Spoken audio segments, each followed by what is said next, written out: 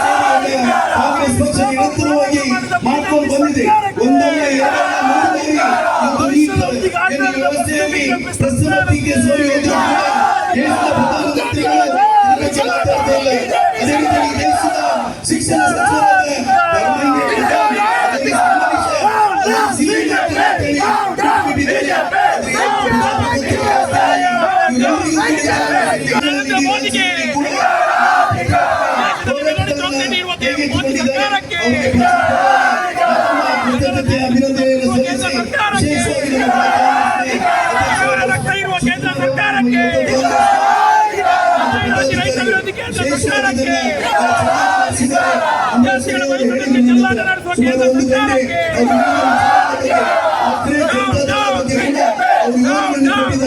ಅಮೆರಿಕದಲ್ಲಿ ಕೂತ್ಕೊಂಡಂತ ಒಬ್ಬ ವ್ಯಕ್ತಿ ಈ ದೇಶದ ಸರ್ಕಾರ ಅವರ ಮಾತನ್ನು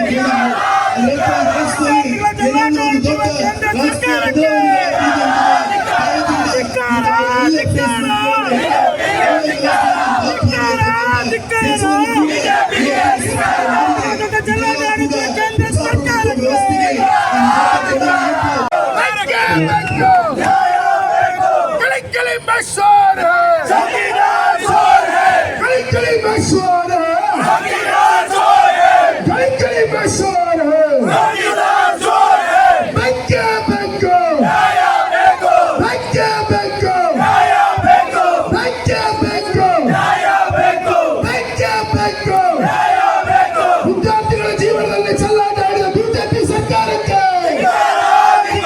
ವಿದ್ಯಾರ್ಥಿಗಳ ಜೀವನದಲ್ಲಿ ಚೆಲ್ಲಾಟ ಆಡಿದ ಬಿಜೆಪಿ ಸರ್ಕಾರಕ್ಕೆ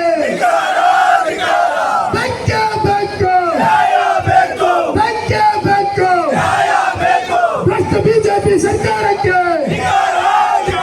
ಭ್ರಷ್ಟ ಧರ್ಮೇಂದ್ರ ಪ್ರಧಾನಿಗೆ, ಭ್ರಷ್ಟ ನರೇಂದ್ರ ಮೋದಿಗೆ, ಭ್ರಷ್ಟ ಎನ್ಡಿಎ ಅಧಿಕಾರಿಗಳಿಗೆ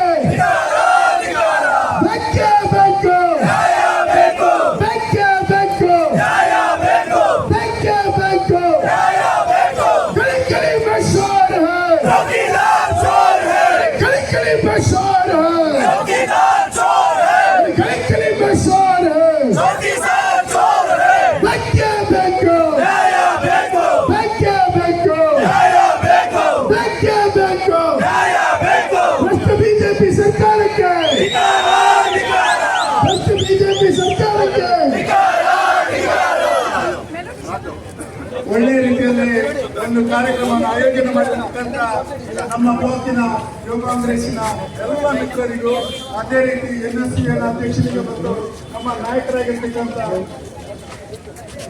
ನಾಯಕರಾಗಿರ್ತಕ್ಕಂಥ ಸರ್ಕಾರ ಕೂಡ ಈ ಕಾರ್ಯಕ್ರಮವನ್ನು ಭಾಗವಹಿಸಿ ಮೋದಿಗೆ ಕೇಂದ್ರ ಸರ್ಕಾರಕ್ಕೆ, ನರೇಂದ್ರ ಮೋದಿಗೆ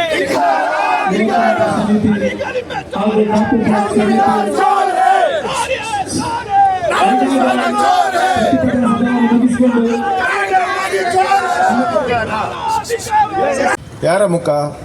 ಮೋದಿ ಮುಖ ತೋರಿಸಿ ಅವರು ಗೆದ್ದಿರುವಂಥದ್ದು. ಮೋದಿ ಮಾಡಿದ ಅತ್ಯಂತ ಕೊಳಕು ಕೆಲಸವನ್ನು ತೋರಿಸಬೇಕು. ಇದು ಏನಂತ ನಾನು ನನ್ನ ಭಾಷಣದಲ್ಲಿ ಹೇಳ್ತೇನೆ. ಈಗಾಗಲೇ ಅನೇಕ ವಿಚಾರಗಳ ಮಂಡನೆ ಈ ಸಭೆಯಲ್ಲಿ ಆಯಿತು. ಮಕ್ಕಳಿಗೆ ಮಾತ್ರ ಸೀಮಿತ ಇತ್ತು. ಆಮೇಲೆ ಬಂದಂಥ ಕಾಂಗ್ರೆಸ್ ಸರ್ಕಾರಗಳು ಬೇರೆ ಬೇರೆ ಕಾನೂನುಗಳ ಮುಖಾಂತರ ಬೇರೆ ಬೇರೆ ಎಂಟ್ರೆನ್ಸ್ ಎಕ್ಸಾಮಿನೇಷನ್ಗಳನ್ನೆಲ್ಲ ಮಾಡಿ ಮಧ್ಯಮ ವರ್ಗ ಮತ್ತು ಬಡವರ್ಗದ ಜನರು ಕೂಡ ಡಾಕ್ಟರ್ ಇಂಜಿನಿಯರ್ ಆಗಲಿಕ್ಕೆ ಸಾಧ್ಯ ಆಯಿತು.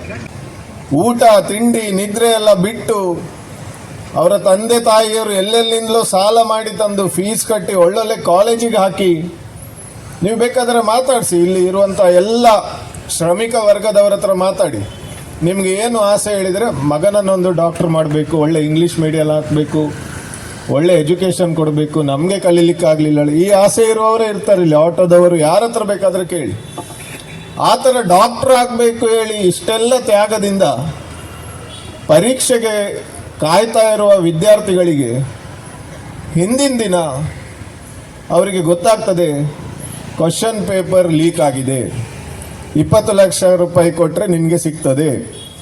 ಮತ್ತೆ ಶ್ರೀಮಂತರ ಮಕ್ಕಳಿಗೆ ಆ ಕ್ವಶನ್ ಪೇಪರ್ ಸಿಗ್ತದೆ. ಪ್ರತಿಭಾವಂತ ವಿದ್ಯಾರ್ಥಿಗಳಿಗಿಂತ 4, 5, 10 ಮಾರ್ಕ್ 10 ರ್ಯಾಂಕ್ ಆ ಶ್ರೀಮಂತರ ಮಕ್ಕಳು ಕ್ವಶನ್ ಪೇಪರ್ ನೋಡಿ ಪಡಿತಾರೆ. ಇವರು ಡಾಕ್ಟರ್ ಆಗುದಿಲ್ಲ, ಅವರು ಡಾಕ್ಟರ್ ಆಗ್ತಾರೆ. ಇದು ಎಂಥ ಡೇಂಜರಸ್ ಹೇಳಿದರೆ, ಹಾಗೆ ಆದ ಡಾಕ್ಟ್ರು ಇಂಜೆಕ್ಷನ್ ಕೊಟ್ಟರೆ ಪೇಷಂಟ್ಗಳ ಗತಿ ಏನಾಗಬೇಕು? ಇಲ್ಲಿ ದೇಶ ಹೊತ್ತಿ ಉರಿತಾ ಉಂಟು, ಪೆಟ್ರೋಲ್ ಬೆಲೆ ಜಾಸ್ತಿ ಆಗಿದೆ, ಹೋಟೆಲ್ ಹಾಕಿದವರೆಲ್ಲ ತಲೆ ಬಿಸಿಯಲ್ಲಿದ್ದಾರೆ. ಮಸಾಲೆ ದೋಸೆಗೆ 250 ರೂಪಾಯಿ ಮಾಡಿದ್ರು ಕೂಡ ಲಾಭ ಆಗುದಿಲ್ಲ, ಯಾಕಂದ್ರೆ ಸಿಲಿಂಡರಿಗೆ 3,000, 4,000, 5,000 ಅದು ಕೂಡ ಸಿಗುವುದಿಲ್ಲ. ಮುಂಚೆ ಮೆನು ಅಲ್ಲಿ 50 ಐಟಮ್ ಇದ್ರೆ ಈಗ 10 ಮಾತ್ರ, ಉಳಿದದ್ದು ಯಾಕೆ ಮಾಡುದಿಲ್ಲ ಇದ್ರೆ ಗ್ಯಾಸ್ ಇಜ್ಜಿ ಹೇಳ್ತಾರೆ. ಸೋಷಿಯಲ್ ಮೀಡಿಯಾ ಬಂದ ದಿನದಿಂದ ಮಿಸ್ ಕಾಲ್ ಕೊಟ್ಟು ಏನೇನೋ ಮಾಡಿ ಬಿಜೆಪಿ ಅವರದ್ದು 9 ಮಿಲಿಯನ್ ಸದಸ್ಯರಿದ್ರೆ, ನಮ್ಮ ಪ್ರಭಾಕರ್ ಆಚಾರ್ಯ ಗೊತ್ತು, ಕಾಂಗ್ರೆಸ್ ಎಷ್ಟಾಯ್ತು ಈಗ 15 ಮಿಲಿಯನ್ ಸದಸ್ಯರಾಗಿದ್ದಾರೆ. 20+ ವಿದಿನ್ 1 ವೀಕ್. ಅದರ ಅರ್ಥ ಏನು? ಆ ಕಾಕ್ರೋಚ್ನವರೇನು ಮೋದಿಗೆ ಜೈ ಹೇಳ್ತಾ ಇದ್ದಾರೆ? ಅವರು ಇಡೀ ಮೋದಿ, ನಿತಿನ್ ಗಡ್ಕರಿ, ನಿರ್ಮಲಾ ಸೀತಾರಾಮನ್ ಎಲ್ಲರನ್ನ ಬೆತ್ತಲೆ ಮಾಡ್ತಾ ಇದ್ದಾರೆ. ಬೆತ್ತಲೆ ಅಂದ್ರೆ ಅವರು ಮಾಡಿದಂತ ಕರ್ಮಕಾಂಡ ಹೇಳ್ತಾ ಇದ್ದಾರೆ. ನಮ್ಮ ದೇಶದ ಜೆನ್ಜಿ, ಹೊಸ ಯುವ ಜನತೆ ಎಲ್ಲರೂ ಅದರ ಸದಸ್ಯರಾಗ್ತಾ ಇದ್ದಾರೆ. ಬಿಜೆಪಿಗಿಂತ ಡಬಲ್ ಸದಸ್ಯತ್ವ ಆ ಒಂದು ಸೋಷಿಯಲ್ ಮೀಡಿಯಾ ಪೇಜ್ಗೆ ಸಿಗ್ತದೆ ಹೇಳಿದ್ರೆ, ನರೇಂದ್ರ ಮೋದಿಗೆ ಸ್ವಲ್ಪ ಆದ್ರೂ ಮಾನ ಮರ್ಯಾದೆ ಇದ್ರೆ ರಿಸೈನ್ ಮಾಡ್ತಿದ್ರು. ಇವರು ವರ್ಲ್ಡ್ ಲಾರ್ಜೆಸ್ಟ್ ಪಾರ್ಟಿ ಅಂತ ಹೇಳುವವರು, ಒಂದು ಜಿರಲೆ ಅಂತ ಒಬ್ರು ಯಾರೋ ಒಂದು ಸುಪ್ರೀಂ ಕೋರ್ಟ್ನ ಜಡ್ಜ್ ಹೇಳಿದಕ್ಕೆ ಆಕ್ರೋಶಿತರಾದ ನಮ್ಮ ಯುವ ಜನಾಂಗ ಆ ಲಾರ್ಜೆಸ್ಟ್ ಪಾರ್ಟಿಗಿಂತ ಡಬಲ್ ಮೆಂಬರ್ಶಿಪ್ ಇರುವ ಒಂದು ಸೋಷಿಯಲ್ ಮೀಡಿಯಾ ಗ್ರೂಪ್ ಮಾಡಿ ಇವರದ್ದು ಎಲ್ಲವನ್ನ ವ್ಯಕ್ತಿ ಕೂಡ ತಂದೆ ತಾಯಿಗೆ ನಮ್ಮ ಮಕ್ಕಳ ಭವಿಷ್ಯಕ್ಕಿಂತ ದೊಡ್ಡ ವಿಚಾರ ಮತ್ತೊಂದಿಲ್ಲ. ನಾವು ಕಾಣ್ತೇವೆ ಮಾಧ್ಯಮದಲ್ಲಿ ಇವತ್ತು ಟಿವಿ ಮುಖಾಂತರ ನಾನ್ ಡಾಕ್ಟರ್ ಆಗಬೇಕು, ನಾನ್ ಡಾಕ್ಟರ್ ಆಗಬೇಕು, ನಾನ್ ಡಾಕ್ಟರ್ ಆಗಬೇಕು ಅಂತ ಹೇಳಿ ಎಷ್ಟೋ ಅಡ್ವರ್ಟೈಸ್ಮೆಂಟ್ಗಳು ಬರ್ತದೆ. ಹೆಚ್ಚಿನ ಅಂಶ ನಮ್ಮ ರಾಷ್ಟ್ರದ ಪ್ರಧಾನಮಂತ್ರಿಗಳು ಪರೀಕ್ಷೆ ಬಂದಂಥ ಸಮಯದಲ್ಲಿ ಪರೀಕ್ಷೆಯ ಮೇಲೆ ಚರ್ಚೆ ಅನ್ನುವಂಥ ರೀತಿಯಲ್ಲಿ ಇವತ್ತು ಅನೇಕ ಮಾಧ್ಯಮಗಳಲ್ಲಿ ನಾವು ಕಂಡಿದ್ದೇವೆ. ಆದರೆ ಇಷ್ಟೊಂದು ಅವಘಡ ಆದಂಥ ಸಮಯ 4 ಜನ ವಿದ್ಯಾರ್ಥಿಗಳು ಸುಸೈಡ್ ಮಾಡಿಕೊಂಡ್ರು. ಈ ಪರೀಕ್ಷೆ ಮುಂದುವರಿದ ನಂತರ 4 ಜನ ವಿದ್ಯಾರ್ಥಿಗಳು ಸುಸೈಡ್ ಮಾಡಿಕೊಂಡ್ರು. ಎಷ್ಟೋ ಜನ ಇವತ್ತು ಎಷ್ಟೋ ವರ್ಷಗಳಿಂದ ಇವತ್ತು ಈ ಪರೀಕ್ಷೆ ಮುಖಾಂತರ ಫಲಿತಾಂಶ ಕಾಣಬೇಕು ಅನ್ನುವಂಥ ರೀತಿಯ ಪ್ರಯತ್ನವನ್ನು ನಡೆಸಿದ್ರು ಕೂಡ ಇವತ್ತು ಪರೀಕ್ಷೆಯನ್ನು ಏಕಾಏಕಿಯಾಗಿ ಮುಂದುವರಿಸುವಂಥ ಕೆಲಸ ಕಾರ್ಯ ಆಯಿತು. ಒಂದು ರೀತಿಯ ದರೋಡೆ ನಡೆದಿದೆ ಅಂತ ಹೇಳಿ ತಪ್ಪಾಗಲಿಕ್ಕಿಲ್ಲ. ಭ್ರಷ್ಟಾಚಾರ ಮುಖಾಂತರ ಇಲ್ಲಿವರೆಗೆ ಹೆಚ್ಚಿನ ಅಂಶ ಬಹಳ ಪಾರದರ್ಶಕ, ಬಹಳ ಶುಭ್ರ ಅನ್ನುವಂಥ ರೀತಿಯ ಏನು ಕೇಂದ್ರ ಸರ್ಕಾರ, NDA ಸರ್ಕಾರ ಏನಿದೆ, ಮಕ್ಕಳ ಭವಿಷ್ಯದಲ್ಲಿ ಕೂಡ ಚೆಲ್ಲಾಟ ಮಾಡಿಕೊಂಡು ಇವತ್ತು ಭ್ರಷ್ಟಾಚಾರ ಮಾಡ್ತದೆ ಅಂತ ಹೇಳಿದ್ರೆ ಯಾವ ಸ್ಥಿತಿಯಲ್ಲಿ ನಾವಿದ್ದೇವೆ ಅಂತೇಳಿ ಆಲೋಚನೆ ಮಾಡಬೇಕಾಗಿದೆ. ಇವತ್ತು ಹಿಂದೆ ಮಕ್ಕಳ ಮಾನಸಿಕ ಒತ್ತಡಗಳು ಹೆಚ್ಚಿನ ಅಂಶ ನಮ್ಮ UPA ಸರ್ಕಾರ ಕೂಡ ಇತ್ತು. 10 ವರ್ಷಗಳಲ್ಲಿ 3,000 ಮಕ್ಕಳು ಸುಸೈಡ್ ಮಾಡಿಕೊಂಡಿದ್ರು. ಆದರೆ 12 ವರ್ಷಗಳಲ್ಲಿ 14,000 ಮಕ್ಕಳು ಸುಸೈಡ್ ಮಾಡಿಕೊಂಡಿದ್ದಾರೆ ಮೋದಿಯವರ ಸರ್ಕಾರ ಬಂದ ನಂತರ. ಈ ಪರೀಕ್ಷೆ ಇದರಿಂದಾಗಿ, ಒತ್ತಡದಿಂದಾಗಿ. ಇಂಥ ಸಮಯದಲ್ಲಿ ಇವತ್ತು ಅದನ್ನು ಇವತ್ತು ಏನು CET ವ್ಯವಸ್ಥೆ ಇತ್ತು ಆ CET ವ್ಯವಸ್ಥೆಯನ್ನೇ ಮುಂದಕ್ಕೆ ತರಬೇಕು, ನಮಗೆ ನೀಟ್ ಬೇಡ ಅನ್ನುವಂಥ ರೀತಿಯ ಒತ್ತಾಯ ತರುವಂಥ, ಪ್ರತಿಭಟಿಸುವಂಥ ಒಂದು ಕಾರ್ಯಕ್ರಮದಲ್ಲಿ ಭಾಗಿಯಾಗಿದೆ. ನಮ್ಮ ಜಿಲ್ಲೆಯನ್ನು ನಾವು ತೆಗೆದು ನೋಡೋಣ. ನಮ್ಮ ಜಿಲ್ಲೆ ಈ ವರ್ಷ ಇಡೀ PUC ಪರೀಕ್ಷೆಯಲ್ಲಿ ಇಡೀ ಕರ್ನಾಟಕ ರಾಜ್ಯದಲ್ಲಿ ಪ್ರಥಮ ಸ್ಥಾನ ನಮಗೆ ಉಡುಪಿಗೆ, 2ನೇ ಸ್ಥಾನ ಮಂಗಳೂರಿಗೆ. SLC ಫಲಿತಾಂಶದಲ್ಲಿ ಪ್ರಥಮ ಸ್ಥಾನ ಇವತ್ತು ದಕ್ಷಿಣ ಕನ್ನಡ ಜಿಲ್ಲೆಗೆ, 2ನೇ ಸ್ಥಾನ ನಮಗೆ ರಾಜ್ಯದಲ್ಲಿ. PUC ಪರೀಕ್ಷೆಯಲ್ಲಿ ಪ್ರಥಮ ರ್ಯಾಂಕ್ ಪಡೆದಂಥವಳು ಮಂಗಳೂರಿನವಳು, ಇವತ್ತು SLC ಪರೀಕ್ಷೆಯಲ್ಲಿ ಪ್ರಥಮ ರ್ಯಾಂಕ್ ಪಡೆದಂಥವ್ರು ನಮ್ಮ ಉಡುಪಿ ಜಿಲ್ಲೆಯವರು, ಪ್ರಥಮ ರ್ಯಾಂಕ್ ಪಡೆದಂಥವ್ರು. 70% ಫಲಿತಾಂಶ, ಹೆಚ್ಚಿನ ಅಂಶ. ಇವತ್ತು ಮೊನ್ನೆ ನಮ್ಮ ಕಳೆದ BJPಯ ಸರ್ಕಾರ ಕರ್ನಾಟಕದಲ್ಲಿರುವಂಥ ಸಮಯದಲ್ಲಿ ಮಕ್ಕಳ ವಿದ್ಯಾಭ್ಯಾಸದಲ್ಲಿ ಅನೇಕ ದ್ವಂದ್ವವಾದಂಥ ಕಾರ್ಯಕ್ರಮ ಹಮ್ಮಿಕೊಂಡ್ರು. ಒಂದು ಕಡೆ ಮೊಟ್ಟೆ ಕೊಡಬೇಕು ಅಥವಾ ಹಣ್ಣು ಕೊಡಬೇಕು ಅನ್ನುವಂಥ ಒಂದು ಇದಾದರೆ, ಮತ್ತೊಂದು ಕಡೆ ಹಿಜಾಬು ಅಥವಾ ಜನಿವಾರದ ಸಮಸ್ಯೆಗಳು ಅನ್ನುವಂಥ ರೀತಿಯ ಸಮಸ್ಯೆಗಳು ಬಂತು. ಇವತ್ತು ಇದರಲ್ಲಿ ಕೋಮು ಭಾವನೆಗಳನ್ನು ಸೃಷ್ಟಿ ಮಾಡಲಿಕ್ಕೆ ಕೂಡುದು ಅನ್ನುವಂಥ ಉದ್ದೇಶಕ್ಕೋಸ್ಕರ ಮೊನ್ನೆ ಶಿಕ್ಷಣ ಸಚಿವರು ಘೋಷಣೆ ಮಾಡಿದರು. ಇವತ್ತು ಆ ಜನಿವಾರ ಮತ್ತು ಹಿಜಾಬಿನ ವ್ಯವಸ್ಥೆಯನ್ನು, ಅದು ಏನು ಬ್ಯಾನ್ ಇತ್ತು ಅದನ್ನು ವಾಪಸ್ ತಗೊಳ್ಳುವಂಥ ಕೆಲಸ ಕಾರ್ಯ ಮಾಡಿದರು. ನಮ್ಮಲ್ಲಿ ಸಣ್ಣದಾದಂಥ ಒಂದು ಜೂನಿಯರ್ ಕಾಲೇಜಿನಲ್ಲಿ ನಡೆದಂಥ ಒಂದು ಘಟನೆ ಅಂತಾರಾಷ್ಟ್ರೀಯ ಮಟ್ಟಕ್ಕೆ ಹೋಯಿತು, ಹಿಜಾಬಿನ ಸಮಸ್ಯೆ. ಅದರ ಪರಿಣಾಮ ಏನಾಯಿತು ಅಂತ ಹೇಳಿದರೆ, ನಾವು ಪ್ರಥಮ ಸ್ಥಾನ 2ನೇ ಸ್ಥಾನದಲ್ಲಿದ್ದಂಥ ನಾವು ದಕ್ಷಿಣ ಕನ್ನಡ ಜಿಲ್ಲೆ ಉಡುಪಿ ಜಿಲ್ಲೆಯವರು 18ನೇ ಸ್ಥಾನಕ್ಕೆ ಹೋಯಿತು ನಮ್ಮ ಉಡುಪಿ ಜಿಲ್ಲೆ. ಆ ಸಮಸ್ಯೆ ಉದ್ಭಾನ ಆದ ನಂತರ 18ನೇ ಸ್ಥಾನಕ್ಕೆ ಹೋದೆವು ನಾವು. BJPಯ ಸರ್ಕಾರ ಇವತ್ತು ಈ ರಾಜ್ಯದಲ್ಲಿ ಇದ್ದಂಥ ಸಮಯದಲ್ಲಿ, ಬೊಮ್ಮಾಯಿ ಸರ್ಕಾರ ಇದ್ದಂಥ ಸಮಯದಲ್ಲಿ 18ನೇ ಸ್ಥಾನಕ್ಕೆ ಹೋದೆವು. ಇವತ್ತು 1ನೇ ಸ್ಥಾನಕ್ಕೆ ಬರಬೇಕಾಗಿದ್ರೆ, 2ನೇ ಸ್ಥಾನಕ್ಕೆ ಬರಬೇಕಾಗಿದ್ರೆ ನಮ್ಮ ಸರ್ಕಾರ ಬರಬೇಕಾಯಿತು. ಇವತ್ತು ನಮ್ಮ ವಿದ್ಯಾರ್ಥಿಗಳು 70% ಫಲಿತಾಂಶ ಪಡಿಬೇಕಾಗಿದ್ರೆ ಇವತ್ತು ನಮ್ಮ ಸರ್ಕಾರ ಬರಬೇಕಾಯಿತು. ಆದರೆ ಇವತ್ತು ನಮ್ಮ ಜನಪತಿಗಳಿಗೆ ಇದು ಎಷ್ಟರ ಮಟ್ಟಿಗೆ ಅರ್ಥ ಆಗ್ತದೆ, BJPಯ ಶಾಸಕರುಗಳಿಗೆ. ಇವತ್ತು ಹೆಚ್ಚಿನ ಅಂಶ ನಮ್ಮ ಸಂಸದರನ್ನು ನೋಡಿದರೆ ಅವರೊಂದು ದೊಡ್ಡ ಪದವಿ ಗಳಿಸಿದಂಥ ವ್ಯಕ್ತಿ ಅಲ್ಲ. ನಮ್ಮ ಉಡುಪಿಯ ಶಾಸಕರನ್ನು ನೋಡಿದರೆ ಅವರು ಪದವಿ ಗಳಿಸಿದಂಥ ವ್ಯಕ್ತಿ ಅಲ್ಲ. ನಮ್ಮ ಶಾಸಕರನ್ನು ನೋಡಿದರೂ ಕೂಡ ಅವರನ್ನು ಪದವಿ ಗಳಿಸಿದಂಥ ವ್ಯಕ್ತಿ ಅಲ್ಲ. ಅದು ಮಾತ್ರ ಅಲ್ಲ, ಆ ಕಡೆ ಪ್ರಧಾನಮಂತ್ರಿಗಳನ್ನು ನೋಡಿದರೂ ಕೂಡ ಅವರಿಗೆ ಪದವಿ ಹೇಳ್ತಾರೆ. ಅವರು ನನಗೆ MA ಆಗಿದೆ, ಪೊಲಿಟಿಕಲ್ ಸೈನ್ಸಲ್ಲಿ MA ಆಗಿದೆ ಅನ್ನುವಂಥ ರೀತಿಯಲ್ಲಿ ಹೇಳ್ತಾರೆ. ಅದರ ಒಂದು ಕುರುವು ಕೂಡ ಇಷ್ಟವರೆಗೆ ಸಿಗ್ತಾ ಇಲ್ಲ.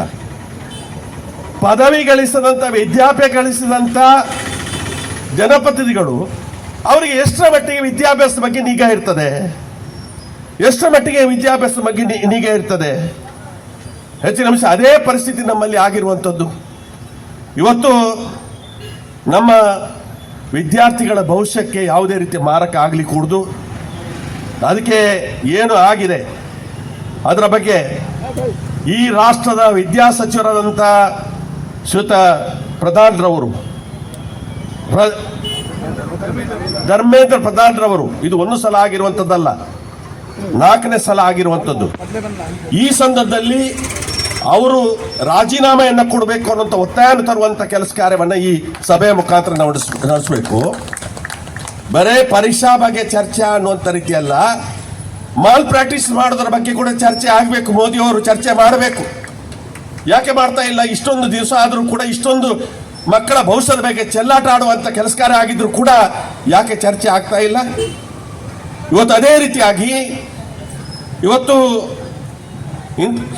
ಆ ಒತ್ತಾಯವನ್ನು ತರೋದ್ರ ಮುಖಾಂತರ ನಮ್ಮ CET ವ್ಯವಸ್ಥೆಯನ್ನು ತನ್ನಿ. ಶ್ರೀಯುತ ವೀರಪ್ಪ ಮೊಯ್ಲಿ ಅವರು ತಂದಿರುವಂಥ CET ವ್ಯವಸ್ಥೆ ಏನುಂಟು, ಎಷ್ಟೋ ಮನೆಯ ಮಕ್ಕಳು ಇವತ್ತು ಡಾಕ್ಟರ್ ಆದರು, ಇಂಜಿನಿಯರ್ ಆದರು. ಆ ವ್ಯವಸ್ಥೆಯನ್ನು ಪುನರುಪಿ ತರುವಂಥ ಕೆಲಸ ಕಾರ್ಯ ಮಾಡಲಿ. ಆ ದೃಷ್ಟಿಯಲ್ಲಿ ಆ ಒತ್ತಾಯವನ್ನು ತರುವಂಥ ರೀತಿಯ ಪ್ರತಿಭಟನಾ ಸಭೆಯಲ್ಲಿ ನಾವು ಭಾಗವಹಿಸಿದ್ದೇವೆ.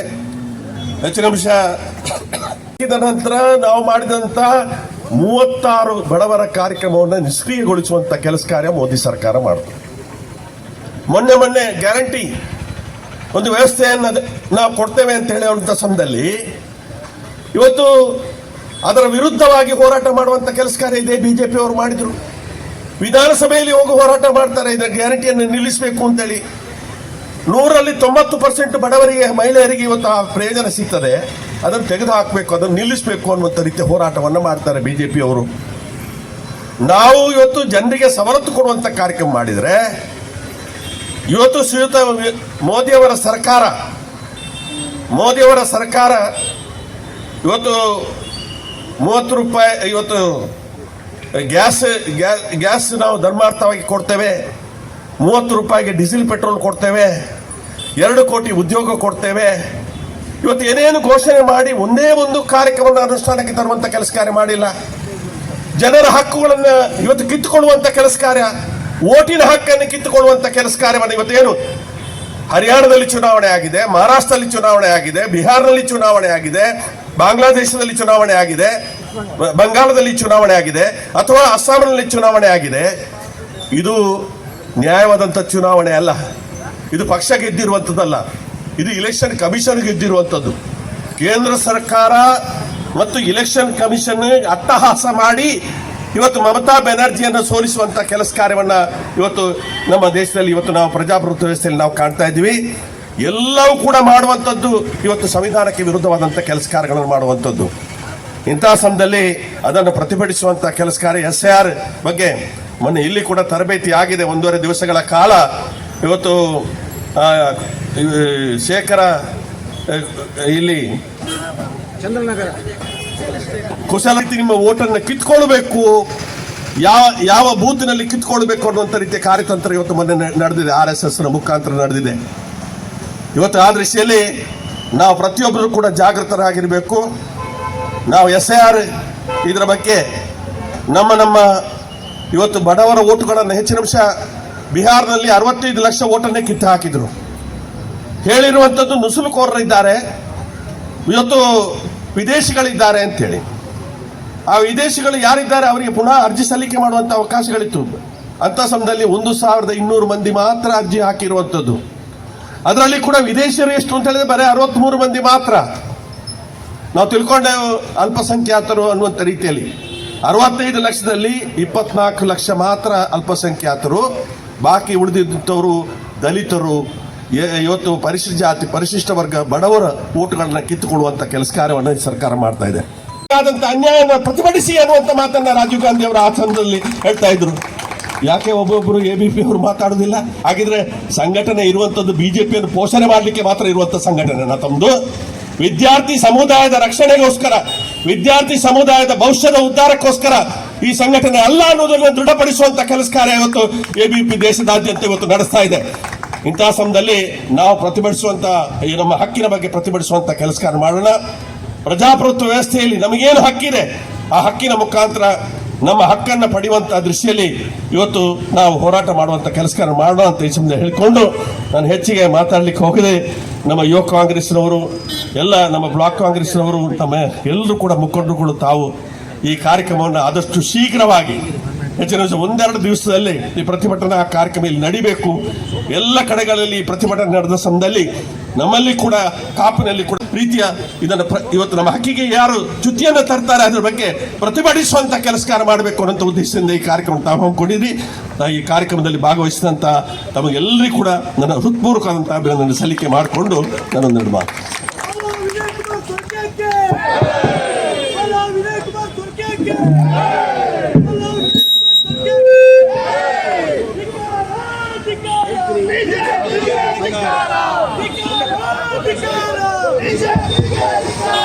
ಧಿಕ್ಕಾರ ಧಿಕ್ಕಾರ, ಬಿಜೆಪಿಗೆ ಧಿಕ್ಕಾರ.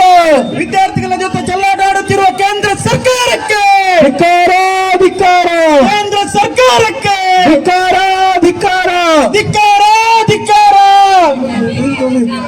ಬೆಳವಣಿಗೆ ಮಾಡುತ್ತಿರುವ ಕೇಂದ್ರ ಸರ್ಕಾರಕ್ಕೆ ಧಿಕ್ಕಾರ ಧಿಕ್ಕಾರ ಧಿಕ್ಕಾರ ಧಿಕ್ಕಾರ ಧಿಕ್ಕಾರ, ಪರೀಕ್ಷೆಯಲ್ಲಿ ಅಕ್ರಮ ಮಾಡಿದ ಕೇಂದ್ರ ಸರ್ಕಾರಕ್ಕೆ ಧಿಕ್ಕಾರ ಧಿಕ್ಕಾರ, ಪರೀಕ್ಷೆಯಲ್ಲಿ ಅಕ್ರಮ ಮಾಡಿದ ಕೇಂದ್ರ ಸರ್ಕಾರಕ್ಕೆ ಧಿಕ್ಕಾರ ಧಿಕ್ಕಾರ.